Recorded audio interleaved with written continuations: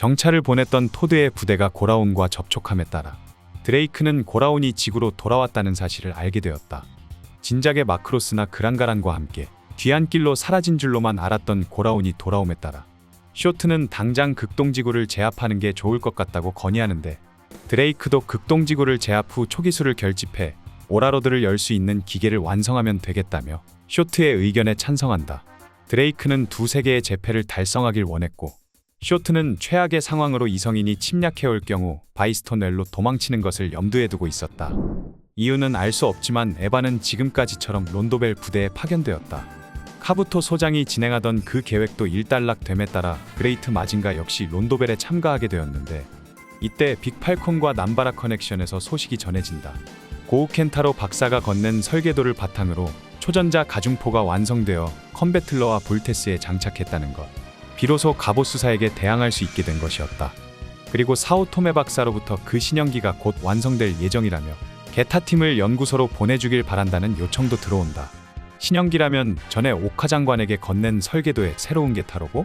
이골은 새로운 게타로보는 전력을 대폭 증강시켜줄 거라며 반조로 하여금 게타팀을 사오토메 연구소로 보내도록 하는데, 그때였다. 다급히 들어온 에렌은 뭔가를 예감했다며 이 기지에 큰 악몽이 다가오고 있다고 말한다. オーラバトラと赤い髪の女が力が強く危険な力を。赤い髪の女。 그리고 이때 경보음이 울린다. 오라베틀러 같은 기형이 다수 극동지부 기지를 향해 접근 중이었다. 드디어 드레이크 군이 본격적으로 나오기 시작한 것인가? 아마도 그들의 목적은 이 기지의 점거일 터.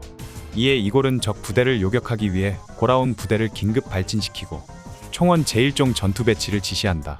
극동지구로 쳐들어온 건 바이스톤웰의 기계를 들여온 만악의 근원 쇼트 웨폰이었다. 쇼트는 제리를 비롯한 오라베틀러 부대에게 론도벨 부대와 극동지구를 공격하도록 명령한다.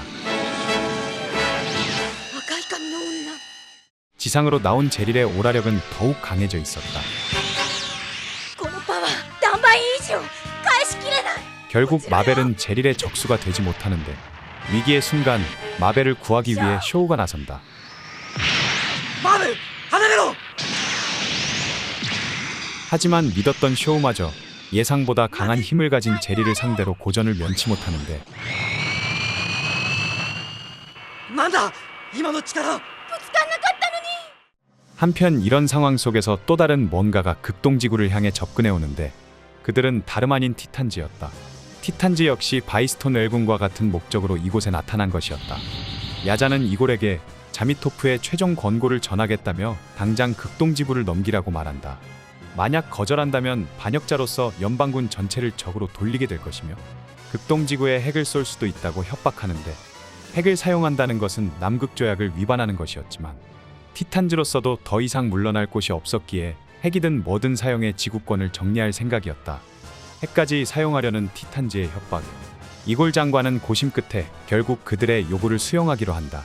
하지만 이러한 결정에 따를 수 없었던 시노부는 이골의 결정에 반발하는데, 그러자 이골은 명령에 따르지 않는 자들을 극동지부 소속에서 제외시켜버리겠다며 고라온 부대를 극동지부의 관할하에서 제외시킨다.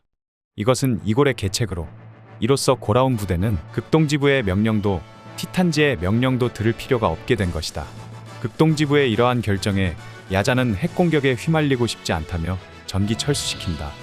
티탄즈가 정말로 핵을 사용할지는 알 수 없지만 지금으로선 남아있는 바이스톤 웰군과의 전투에 집중해야만 했다. 쇼우는 강한 상대인 제리를 상대하기 위해 마벨과 협공한다. マーベル挟み撃ちだ。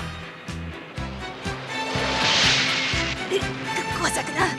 공격이 통하자 쇼우는 다시 한번 협공을 시도하는데, マーベルもう一度だ。かなり効いてるぞ。 그러자 제릴은 갑자기 폭주하기 시작한다. なめるな。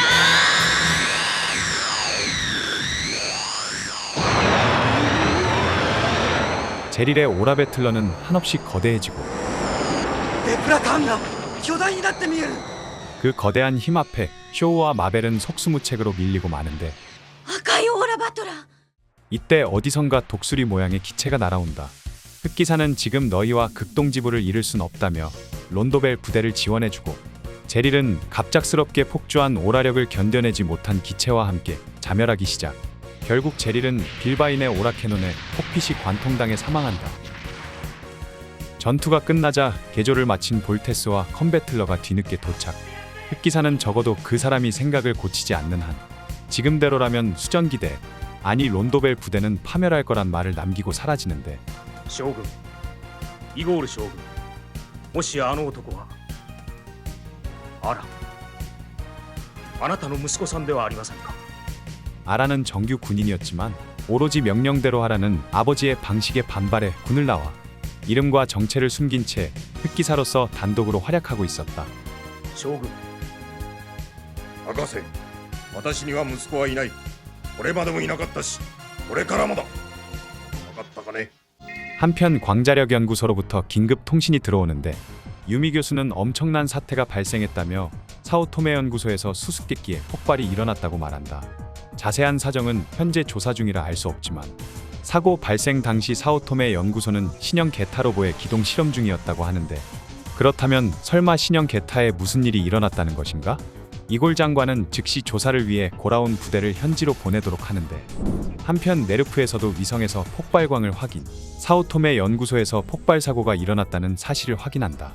지금 당장은 폭발에 의한 피해 이외에는 아무것도 관측되지 않고 있었지만 사오토메 연구소 주변에서 통상의 400배 정도의 게타 지수가 감지되었다고 한다.